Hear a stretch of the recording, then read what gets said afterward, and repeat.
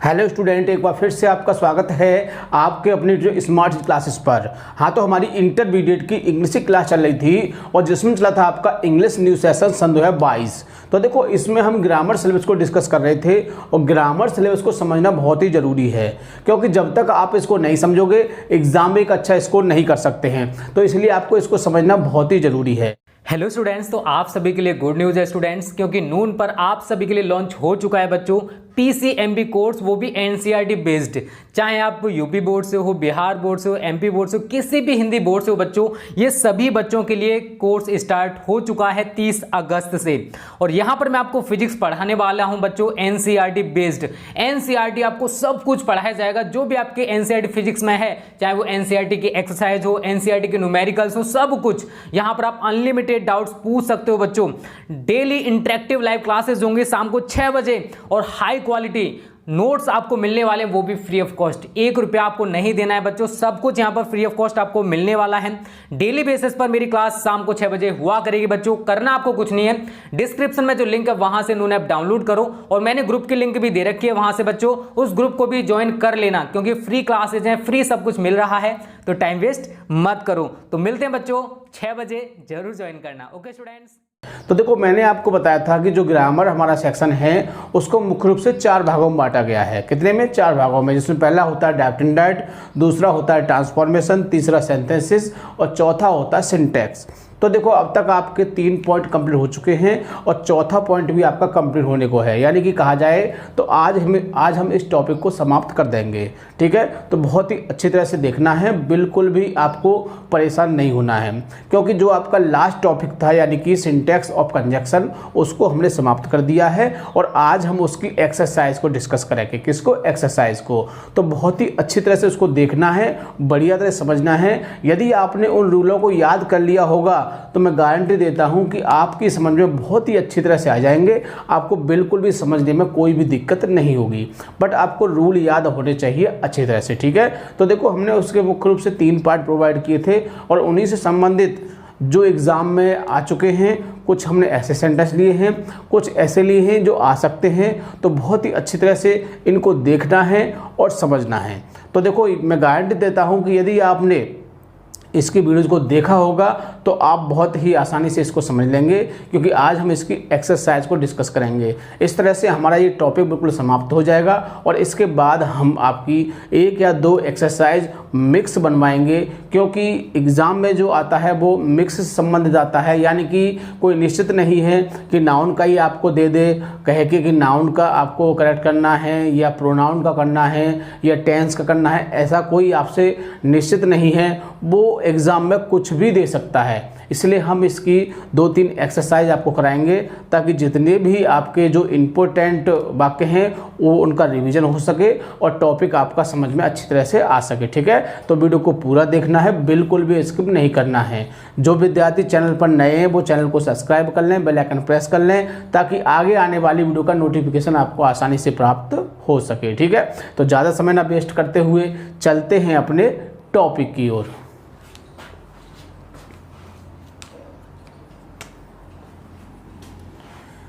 Class 12th English, यानी कि 12th class की इंग्लिश की क्लास चल रही थी और जिसमें चला था आपका इंग्लिश न्यू सेशन सन 2022। तो देखो, हमने आपको भी बताया था कि इसमें हम ग्रामर सिलेबस को डिस्कस कर रहे हैं, क्योंकि ग्रामर सिलेबस को समझना बहुत ही ज़रूरी है, क्योंकि जब तक हम ग्रामर सिलेबस को नहीं समझेंगे तो हम किसी भी चीज़ को ठीक से नहीं समझ सकते हैं। मान लीजिए आपका टेक्स्ट बुक है, कोई भी चैप्टर है, वो समझ में नहीं आएगा, क्योंकि जब तक आपको ग्रामर का सेशन समझ में नहीं आएगा। ठीक है, तो इसको बड़े ही ध्यान से आपको समझना है और मैं आपको बता देता हूँ कि ये बहुत ही ज़रूरी है, क्योंकि सिंटैक्स एक ऐसा टॉपिक है जिसको यदि आपने ध्यान से नहीं समझा तो आपके फ्यूचर में आपको लॉस हो सकता है। लेकिन मैं मानता हूं कि इंटरमीडिएट में मात्र 2 नंबर का आता है, लेकिन आपको इस बेस से नहीं देखना है, आपको देखना है कि आफ्टर इंटरमीडिएट यदि आप किसी कंपटीशन में बैठोगे तो आपको ये टॉपिक देखने को मिलेगा। इसलिए आपको ये बहुत ही अच्छी तरह से तैयार करना है। जैसे ही आपको वाक्य दिखाई दे, देखते ही कहें कि इसमें ये गलती है, इसको ऐसे सही करेंगे, इसमें ये गलती है, इसको ऐसे सही करेंगे। ठीक है, तो बहुत ही बढ़िया तरह से कर सकते हैं। तो हमने बताया था कि आज की वीडियो वीडियो में हम क्या डिस्कस करेंगे, एक्सरसाइज को डिस्कस करेंगे। तो टॉपिक चल रहा है आपका चौथा, सिंटैक्स, और जिसको हिंदी में कहा जाता है वाक्यों को शुद्ध करना। तो कहा जाए तो कह सकते हैं कि वाक्यों में कुछ गलतियां दी होती हैं, उन गलतियों को सही करना सिंटैक्स कहलाता है। तो समझ गए होंगे आप कि वाक्य में कुछ गलतियां दी होती हैं और उन गलतियों को सही करना क्या कहलाता है, सिंटैक्स कहलाता है। तो देखो यहाँ पर आपको 14 वाक्य दिखाई दे रहे होंगे, इनको हम 1 बाय 1 आपको समझाएंगे और प्रत्येक वाक्य के साथ हम इसके रूल को भी डिफाइन करेंगे, क्योंकि रूल जब डिफाइन हो जाएगा तो आप अच्छी तरह से समझ जाएंगे। ठीक है, तो बहुत ही बढ़िया तरह से देखना है। तो एक्सरसाइज नंबर है आपकी ये 6, सिंटैक्स ऑफ कंजक्शन। तो कहा जाए तो ये लास्ट टॉपिक है और इसके बाद आपका सिंटैक्स बिल्कुल समाप्त हो जाएगा। तो हमने बताया था कि कुछ एक्सरसाइज की हम मिक्स कराएंगे, जिससे कि जो कुछ आपने पढ़ा है वो ठीक से आपकी समझ में आ सके। ठीक है, तो बहुत ही बढ़िया तरह से आपको इसको समझना है। तो शुरू करते हैं। सबसे पहला टॉपिक आपका 1 पर देखते हैं क्या कहता है। Unless you do not work hard you can not get success. Unless जब तक कि नहीं होता है, जब तक कि you do not work hard, जब तक कि तुम कठिन परिश्रम नहीं करोगे, you can not get success, तुम्हें सफलता नहीं मिल सकती है। तो देखो इसमें गलती देखनी है। गलती कब दिखाई देती है हमको, जब हम उस कंजक्शन को देखते हैं। तो हमको क्या दिखाई दे रहा है, अनलेस। तो देखो अनलेस का हमने आपको एक रूल लिखाया था कि अनलेस और अनटिल, अनलेस और अनटिल 2 वर्ड ऐसे हैं जो स्वयं में नेगेटिव होते हैं। क्या होते हैं, नेगेटिव होते हैं, यानी कि ऑलरेडी पहले से ही ये नेगेटिव होते हैं और इनके साथ नॉट का प्रयोग नहीं किया जाता है। तो यही हमने इसमें आपको रूल लिखाया था कि अनलेस और अनटिल के साथ नॉट का प्रयोग नहीं करते हैं, और जो टिल होता है, टिल के साथ हम नॉट का प्रयोग कर सकते हैं। तो समझ गए होंगे इसमें गलती क्या है। तो मैं इसको क्लियर कर देता हूँ कि अनलेस आ गया है तो फिर हम नॉट का प्रयोग नहीं करेंगे। तो इसमें से क्या होगा, डू नॉट पूरा ही आपका हट जाएगा, तो वाक्य हो जाएगा अनलेस यू वर्क हार्ड, और इसको हम कॉमा से जोड़ेंगे दूसरे वाक्य को। तो ये भी नियम होता है कि दूसरे वाक्य को कॉमा से जोड़ते हैं। नियम क्या होता है मैं आपको फिर से बता देता हूँ कि जो हमारा कंजक्शन होता है, जो हमारा संयोजक होता है, यानी कि जिससे हम वाक्य को जोड़ते हैं, उसका प्रयोग यदि हम शुरू में करते हैं तो फिर दोनों वाक्यों को कॉमा से जोड़ते हैं। चाहे भले ही कोई सा भी कंजक्शन हो, ये कोई निश्चित नहीं है कि इसी के साथ होगा या इसके साथ होगा या इफ के साथ होगा या अनलेस या अनटिल के साथ होगा या ऑल्दो के साथ होगा। ज़्यादातर जिस शब्द यानी कि जिस कंजक्शन का प्रयोग आप शुरू में करोगे तो दोनों वाक्यों को आप कॉमा से जोड़ोगे। तो समझ गए होंगे आप। ठीक है, तो इसको कैसे करेक्ट हो जाएगा, यानी कि डू नॉट को यहाँ से हटा देंगे और हमारा सेंटेंस बिल्कुल करेक्ट हो जाएगा। सेकंड देखते हैं, मेक हैस्ट। मेक हैस्ट, जल्दी करो, लीस्ट। अब ये लीस्ट शब्द से ही सब कुछ क्लियर हो जाता है। मैंने बताया ना कि लीस्ट के बाद हमेशा शुड का प्रयोग करते हैं। हमने रूल यही लिखाया था कि लीस्ट के बाद शुड का प्रयोग करते हैं, लेकिन आपको ये याद रखना है कि जब लीस्ट शब्द आता है तो लीस्ट के बाद जो सब्जेक्ट आएगा उसके बाद शुड का प्रयोग करेंगे, और जो आपका यानी कि जो आपकी मॉडल वर्ब या एचवी लगी होगी उसको हम हटा देंगे। ठीक है, इसको आपको याद रखना है कि उसके साथ कोई एचवी होगी तो उसको हटा देंगे। तो देखो लीस्ट के बाद किसका प्रयोग करते हैं, शुड का प्रयोग करते हैं। यहाँ दिया है मे, तो हम यहाँ पर क्या लगा देंगे, शुड लगा देंगे। तो सेंटेंस वो करेक्ट हो जाएगा। ठीक है, पता है ना लिस्ट के बाद शुड का प्रयोग करते ही हमने रूल भी लिखाया है। ठीक है, आगे देखिए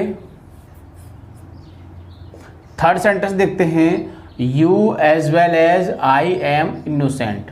तो यू एज वेल एज, तो इसमें आपको कंजक्शन क्या दिखाई दिया, एज वेल एज। मैंने बताया था ना कंजक्शन को देखना है, बस कंजक्शन को देखने के बाद फिर उसमें गलती देखनी है, और आपको कंजक्शन देखते ही गलती याद आ जाएगी।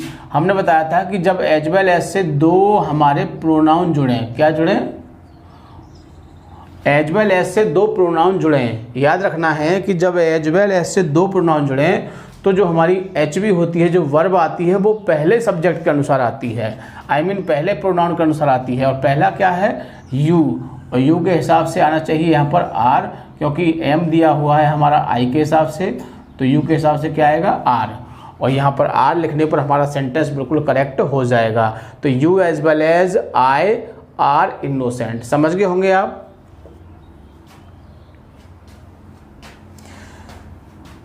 चौथा सेंटेंस देखते हैं, he had scarcely slept then his brother came. तो देखो हमको इसमें कंजक्शन क्या दिखाई दे रहा है, देन दिखाई दे रहा है। क्या दिखाई दे रहा है, देन।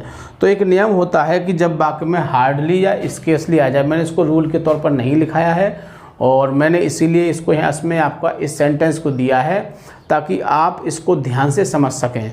तो इसका रूल क्या होगा कि जब वाक्य में हार्डली या स्केर्सली दिया हो तो देन का प्रयोग नहीं करते हैं और वैन का प्रयोग करते हैं। तो देन को हटा के क्या लगा दोगे आप, इसमें वैन लगा दोगे। तो रूल समझ में आ गया, जब वाक्य में स्केर्सली या फिर हार्डली, ये दो वर्ड हैं, इनको ध्यान से याद रखना है, हार्डली या स्केर्सली। मैं यहाँ लिख देता हूँ इसको, हार्डली होगा या स्केर्सली, इन दोनों में से कोई सा ही वर्ड आता है तो वहाँ पर देन नहीं आता, क्या आता है, वैन आता है। तो समझ गए होंगे इसको भी आप। आगे पांचवा वाक्य देखते हैं, ऑल्दो। ऑल्दो मीन्स क्या होता है, यद्यपि। Although she was poor but she was honest. तो हमको ऑल्दो दिखाई दे रहा है, हमने बताया था कि ऑल्दो के साथ बट का प्रयोग नहीं किया जाता है, किसका प्रयोग किया जाता है, कॉमा का प्रयोग किया जाता है। तो यहाँ बट को हटा देंगे और कॉमा यहाँ पर लगा देंगे, यहाँ यट भी लगा हो सकता है, ध्यान रखना है। छठा वाक्य देखते हैं क्या कहता है, वैन द बेल रिंग्स, जैसे ही घंटियाँ बजी। अब देखो वैन आ गया और कंजक्शन कहाँ आ गया, हमारा शुरू में आ गया, तो एक ही कंजक्शन आएगा, तो दूसरे कंजक्शन किसमें बदल देंगे हम, इसमें, इसको कॉमा में बदल देंगे। बात याद रहेगी ना। एक बार फिर से मैं बात को रिवाइज कर देता हूँ कि वाक्य में अगर कंजक्शन शुरू में दिया हुआ है तो जो आप दूसरे वाक्य को जोड़ोगे तो किसके द्वारा जोड़ोगे, उसको कॉमा के द्वारा जोड़ोगे, ठीक है। आगे सातवां वाक्य देखते हैं, he was both explain that fine. He was both यानी कि उसको निष्कासित किया गया और उसे फाइन, जुर्माना भी दिया गया, ठीक है। हमको क्या दिखाई दे रहा है, हमको बोथ दिखाई दे रहा है, क्या है, बोथ। और हमने एक नियम लिखवाया था कि बोथ के साथ एंड का प्रयोग करते हैं। किसका प्रयोग करते हैं, एंड का, किसी और कंजक्शन का प्रयोग नहीं करते हैं। और यदि मैं आपसे पूछूं कि कंजक्शन क्या है इसमें, तो आप कहोगे डेट है कंजक्शन। क्या है हमारा इसमें, दैट। तो दैट की जगह क्या आ जाएगा आपका, एंड, ठीक है, समझ गए होंगे। क्योंकि बोथ के साथ क्या आता है, एंड आता है, न कि और कोई कंजक्शन आ जाएगा। आगे देखिए आठवां वाक्य क्या कहता है,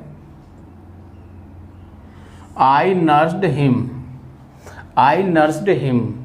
अब देखो यहाँ पर नर्स्ड ये क्या हो गया, ये हमको पास्ट दिखाई दे रहा है। क्या दिखाई दे रहा है, पास्ट। तो पास्ट के हिसाब से चलना होगा, सो दैट, ताकि, he can live. So that के बाद हम मे या माइट का प्रयोग करते हैं। किसके बाद किसका प्रयोग करते हैं, यानी कि जब वाक्य में सो दैट शब्द आ जाए तो मे या माइट का प्रयोग करते हैं। तो अब हम देखते हैं इसमें क्या दिया हुआ है, इसमें हमें कैन दिया हुआ है, कैन। और तो आप कैन के हिसाब से कैसे नहीं चलना है, आपको इस वाक्य के हिसाब से चलना है कि यहाँ पर अगर पास्ट है तो फिर हम क्या लगाएंगे, माइट का प्रयोग करेंगे। किसका प्रयोग करेंगे, माइट का। अगर यहाँ हमारा प्रेजेंट होता, क्या होता, अगर यहाँ हमारा प्रेजेंट होता तो फिर किसका प्रयोग करते हम, मे का प्रयोग करते। दोनों ही वाक्य सही बात समझ गए होंगे। तो यहाँ पर हम किसका प्रयोग करेंगे, माइट का प्रयोग करेंगे, क्योंकि ये हमारा क्या है, पास्ट है। तो बात समझ गए होंगे कि यदि यहाँ पास्ट है तो यहाँ माइट लगाएंगे और यदि वहाँ पर प्रेजेंट है तो यहाँ पर मे लगाएंगे, ठीक है। अक्सर ऐसे वाक्य एग्जाम में आ जाते हैं, बहुत ही बढ़िया तरह से इनको आपको समझना है। आगे देखो नवा वाक्य क्या कहता है, I do not care whether. हमको वेदर दिखाई दे गया और हमने एक नियम लिखवाया था कि जब वेदर शब्द आ जाए तो आगे फिर और का प्रयोग करते हैं, नॉर का प्रयोग नहीं करते हैं। तो रूल के हिसाब से बिल्कुल करेक्ट हो जाएगा। आगे देखिए, ही टॉक्स, वह बात करता है, एज इफ, जैसे कि, ही वाज ड्रंक, कि वह एक शराबी था, है ना। तो देखो इस तरह से ऐसे वाक्य आ जाते हैं। तो आपको याद रखना है इसमें कि एज इफ़, इसका मैंने आपको रूल नहीं लिखाया है, इसीलिए मैंने ये सेंटेंस आपको इसमें दिए हैं जिससे कि इनका रूल मैं आपको बाई फेस बता सकूं और आप उसको ध्यान से समझ सकें। तो आपको क्या देखना है, आपको एज या इफ़ देखना है, ये वर्ड आपको देखना है। यानी कि ये हमारा क्या है, कंजक्शन है। तो तो इसी के हिसाब से चलना है हमको। जब एज इफ आ जाएगा तो यहाँ पर क्रिया किसकी आएगी, बहुवचन की आती है। तो यहाँ वाज ना के क्या आएगा, वर आएगा। ठीक है, तो बहुत ही आसानी से इसको समझ सकते हैं। एक बार फिर बता देता हूँ कि जब वाक्य में एज इफ आता है तो वर्ब किसकी आती है, वर्ब हमारी बहुवचन की आती है। ठीक है, समझ गए होंगे आप। आगे 11वां वाक्य क्या कहता है देख लेते हैं। Either he is unlucky and careless. तो आइदर आ रहा है और आइदर के साथ हमने आपको बताया था क्या आता है, आइदर के साथ और आता है और इसमें दिया हुआ है एंड, और तो यहाँ हम एंड को काट के क्या लगा देंगे, और लगा देंगे। Either he is unlucky, and को काट के और केयरलेस। ठीक, बहुत ही आसानी से करेक्ट कर सकते हैं। यदि आपने उन जो मैंने आपको रूल्स लिखाए थे, यदि आपने उन रूल्स को अच्छी तरह से देख लिया होगा, नहीं देखा है तो प्लेलिस्ट में जाके वीडियो को फिर से देख लीजिए, जिससे कि आपकी समझ में अच्छी तरह से आ सके और आप एग्ज़ाम में इसको सही कर सकें। ठीक है, अगला एग्जाम्पल देख लेते हैं। 12वां वाक्य क्या कहता है। व्हेन सी केम हियर, जब वह वहाँ आई। यहाँ पर देन दिया हुआ है। हमने बताया था कि जब वाक्य के शुरू में कोई भी कंजक्शन आता है तो बीच में हम उस दूसरे वाक्य को कॉमा से जोड़ते हैं। ठीक है, एक और तरीका होता है इसका, मैं आपको बता देता हूँ कि आपको दूसरा तरीका इसको सही करने का है। तो आपको जो कंजक्शन शुरू में दिया हुआ है वो आपको कहाँ लाना पड़ेगा, बीच में लाना पड़ेगा। ठीक है, और बीच में लाओगे तो जो आपके वाक्य हैं, जो आपका पहला वाक्य है वो कहाँ पहुँच जाएगा, वो बाद में पहुंच जाएगा, और जो बाद वाला है वो पहले आ जाएगा। ठीक है, बात समझ गए होंगे। यानी कि जब हम कंजक्शन को बीच में लाते हैं तो जो हमारे सेंटेंस होते हैं उनका स्थान भी बदल जाता है। ठीक है, बहुत अच्छी तरह से इस बात को याद रखना है। यदि आप इसको नहीं समझ पा रहे हैं तो इसको आप शुरू में यहाँ ले आएंगे, ये सेंटेंस इधर आ जाएगा, ये सेंटेंस इधर आ जाएगा। Date clear. आगे 13वां वाक्य देखते हैं क्या कहता है। If you work hard then, इसमें भी देन आ रहा है, देन को काटेंगे और क्या लगा देंगे, कॉमा लगा देंगे इसमें। और हमारी बात को भी ध्यान रखेंगे कि यदि हम इस इफ़ का प्रयोग बीच में करेंगे तो you will get success if you work hard, इस तरह से हो जाएगा। ठीक है, यानी पहले ये वाला सेंटेंस आएगा, फिर इफ़ आ जाएगा, फिर ये सेंटेंस आ जाएगा। दूसरा तरीका इसका सही करने का ये है। पहला तरीका क्या है, पहला तरीका ये है, सरल तरीका जो है देन को हटाइए, कॉमा लगाइए। ठीक है, बहुत ही आसानी से। आगे 14वां वाक्य देखते हैं। एज सुन एज, जैसे ही I reached the station then, फिर देन आ गया तो क्या करेंगे, देन को काट देंगे और हम क्या लगा देंगे, कॉमा लगा देंगे, और सेंटेंस हमारा क्या हो जाएगा, बिल्कुल सही हो जाएगा। ठीक है, दूसरा तरीका इसका क्या होता है, हम इसको नो सूनर डिड में बदल सकते हैं और फिर यहाँ फर्स्ट फॉर्म हो जाएगी, फिर ये देन के हिसाब से सही हो जाएगा। तो हम इसको इसके बेस से भी बदल सकते हैं और इसके बेस से भी बदल सकते हैं। ठीक है, दोनों तरीकों में से कोई सा भी जो आपको अच्छा लगे उस बेस से इसको आप कर सकते हैं। ठीक है, तो ये थे हमारे सिंटैक्स ऑफ कंजक्शन के एक्सरसाइज, जिसको बड़े ध्यान से आपको समझना है। मैं आपको बार बार बता रहा हूँ कि ये टॉपिक आपके फ्यूचर के लिए बहुत ज़्यादा ज़रूरी है। तो देखो, ये मत सोचना कि टॉपिक समाप्त हो गया है, नया टॉपिक आपका शुरू हो जाएगा, फिर इस टॉपिक को देखना ही नहीं है। 8 दिन बाद 10 दिन बाद तुम टॉपिकों को रिवाइज कर लिया करना। ज़्यादा कुछ नहीं कर पाते हो तो बहुत ही छोटी छोटी वीडियो हैं, 10-10, 12-12, 15-15 मिनट की वीडियो हैं, उनको देख सकते हो, जिससे कि जो आपके टॉपिक पढ़े हैं वो आपको फिर से उनका रिवीजन हो सके। ठीक है, तो बहुत ही बढ़िया तरह से करना है। मैं ये नहीं कह रहा कि आप इसी टॉपिक को पढ़ते रहिए, जैसे आपको समय मिले और वीडियोज़ को देख लिया और उसके जो रूल्स हैं या उनको पढ़ लिया अच्छी तरह से, जिससे कि जो रूल है इनको आप भूल ना सको। ठीक है, तो बहुत ही बढ़िया तरह से देखना है।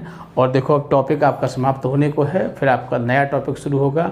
तो नए टॉपिक में आप हमें कमेंट करके बता सकते हैं क्या शुरू करना है। वैसे हम इसमें वोकैबुलरी को शुरू करेंगे, क्योंकि ये टॉपिक जो हैं बहुत ही अच्छे टॉपिक हैं, और ये टॉपिक यदि शुरुआत में हमारे कंप्लीट हो जाएंगे तो आगे तक आप इनको याद करते रहेंगे, क्योंकि ये टॉपिक ऐसे हैं जो याद करते रहोगे, याद करते करते आपके माइंड में ऐसे बैठ जाएंगे जैसे कि काफ़ी समय से रखे हुए हैं। ठीक है, तो इसके बाद जब हम अगला टॉपिक शुरू करेंगे वो होगा हमारा वोकैबुलरी का। वोकैबुलरी भी आपके एग्ज़ाम में काफ़ी नंबर का आता है, 14 नंबर का आता है, इसलिए आपको उसको बड़े बड़े ध्यान से समझना है, और वो फ्यूचर के लिए भी बहुत ज़्यादा बेनिफिशियल है, मैं आपको बता दूं। क्योंकि जो एग्ज़ाम जो आपके कंपटीशन होते हैं उसमें आपको देखा होगा, आपने नहीं देखा है तो किसी पेपर को देख सकते हैं, उसमें आपको सिनोनियम्स, एंटोनियम्स, होमोफॉन्स, वन वर्ड सब कुछ देखने को मिलेगा।